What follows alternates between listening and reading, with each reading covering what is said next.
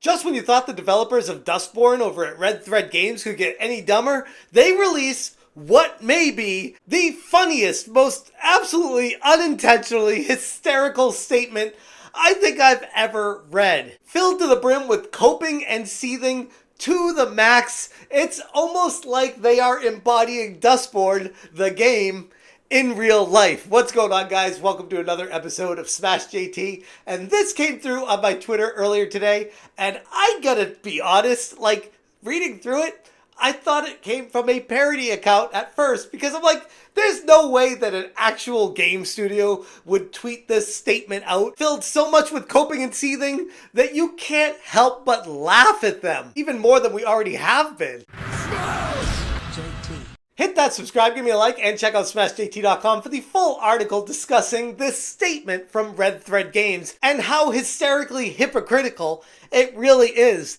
Let's go through this letter because holy crap, it's funny. Since we first announced Dustborn, we've read your comments and listened to your feedback, hopes and wishes for the game. Over the past 4 years, our team has poured their hearts into telling a story that's deeply meaningful to us. A story about the power of words, about building a world where everyone can feel safe, about love, friendships, and robots, of course. Oh, the same developer that said this on Twitter? I love that they think they have any hand to play in this situation at all. No, F you! I'm not going to be nice to you when you're being a dick to me. Cry about it, I guess. That was the developer at Red Thread, Thea Berg, aka Shitspout, that apparently has no idea how to communicate thoughtfully in words on Twitter, and instead decides to attack the very community that she was hoping would purchase her game. So do as I say, not as I do? We expected Dustborn to spark conversation and debate,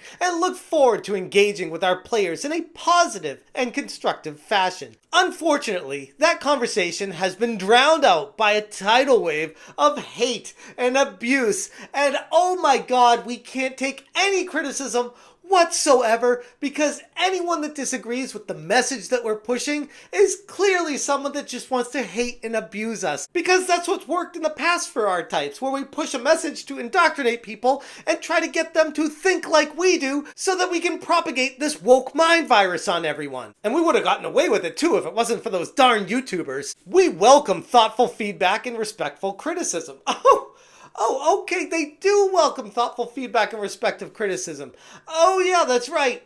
You locked your thread immediately without letting people give you any feedback, even if they wanted to be thoughtful about it. So apparently, you guys over at Red Thread Games are the arbiter of truth, where you will decide who you will listen to, and you will shut down and silence everyone else because you don't want to hear what the actual gaming community feels about the absolute abject failure of the game you've created, with governmental tax dollars, no less. We embrace discussion and debate, but we have zero tolerance for hate speech. The lie detector determined that was a lie. Again, this is the whole moral quandary that they've put themselves in by grandstanding and saying, here's where we are pushing a message.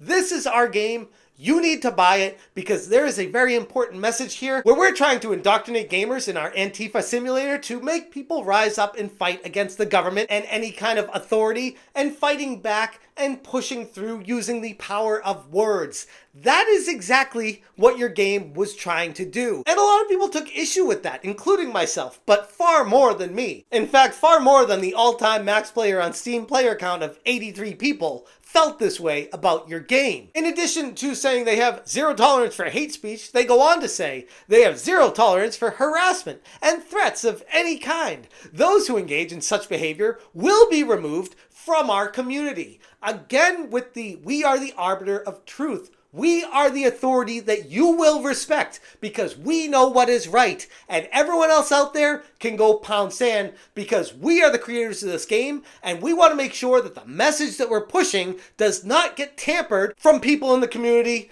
that might think logically about things. To everyone else, all 83 of you, thank you for coming on this journey with us. Your support means everything, and your constructive feedback continues to push us to learn and evolve. Together, let's continue building a world where everyone can feel valued and empowered to share their stories. everyone can be valued and empowered to share their stories, and you locked the comments. You literally just contradicted yourself in your own statement, especially the point where they talk about how they want to spark a conversation and debate about Dustborn, and then lock replies so that nobody can comment on the Twitter thread. You've got to be kidding me. The statement is cloaked with language about thoughtful feedback and respectful criticisms, but it comes across more as crying and complaining on the internet instead of genuine thoughts. It reveals way more about the developers' real stance on engagement than they intended. While they claim to welcome discussion and debate, their actions suggested otherwise, veering much closer to that echo chamber that they're so used to being in than actual tangible dialogue with the community. The model gamer on Twitter said, "Just another example of them not really wanting a debate or a discussion, but an echo chamber. Look, if you want to make a woke game and release it to the world, that's fine, but you can't demand everyone buy your game. We have a right as consumers to spend our hard-earned money on whatever we wish, and likewise, to not spend money on what we don't want. And if that means your game doesn't sell, then just like many developers before you, you take your lumps, dust yourselves off, and try again. Stop trying to say that. Because you put out a game everyone has to buy. That's like me saying I put out a video on my channel all of YouTube has to watch. Wouldn't say no if people did watch, but still, grow up. Failure is a part of reality. Once again, perfectly encapsulating how Red Thread Games is magnificently coping and seething. And this is how they show their true colors, by releasing this statement. There is literally no reason to do this. No one asked for this. No one is begging Red Thread Games to come out and say anything. They are now off-putting any criticisms that they had on the entire community, trying to create more of a Gamergate by saying, oh, look at how bad the gamers are. Look at all the harassment and horrible things they say. When you yourselves at Red Thread Games are literally the oppressors. You are the developers that are saying all the aggressive terminology against the gamers. You are the problem. You, once again, are projecting, trying to make everyone else look like we're the problem, when in reality, it's all you. Snapple RYRY said, LMAO, why are they even cutting all conversations when they got Norwegian and US taxpayers' dollars making this Garbo DEI game? Gigavega said, they welcome constructive feedback, huh? Almost like an echo chamber. Bro, you know I gave this game a fair chance. Only guy in Montreal that pre-ordered it, LOL. This game is vile. I could not believe how ham-fisted they were about being toxic and controlling and manipulating the thoughts and emotions of people. A European team telling us how things are in America.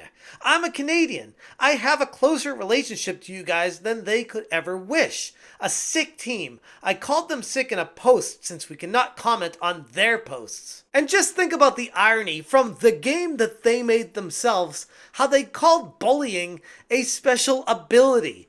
We've learned to bully people. Bully gives us the power to force people to do something they may not want to do or to make them feel bad about themselves. In fights, this could be highly effective on targeted enemies. So if you feel like you're being bullied right now, Red Thread, does that mean it's working? In the end, Red Thread Games' statement reflects a common theme among those that don't really quite understand how public discourse works. Entities like this say they want to debate or fight me physically, but what they truly desire is just an echo chamber at the end of the day. They want pats on the back and they want people to tell them they're right. If they really wanted to engage with their audience in a meaningful way, they would take all feedback, positive and negative, with grace and use it to grow. But no, instead, they've chosen a path that alienates potential players and, most importantly, dismisses valid criticism. These elitists, they're racists. They're literally gaming racists.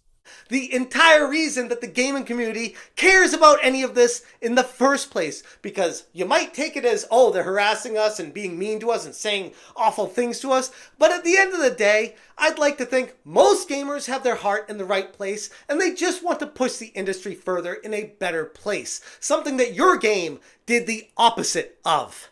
Anyways, I'm going to leave it there. If you guys want more information, check out smashjt.com for the full article. If you appreciate what I'm doing, hit that join button. Thank you so much for watching, and as always, you stay smashing. The black kid dresses like a writer. Does he know anything? You are racist. Smash,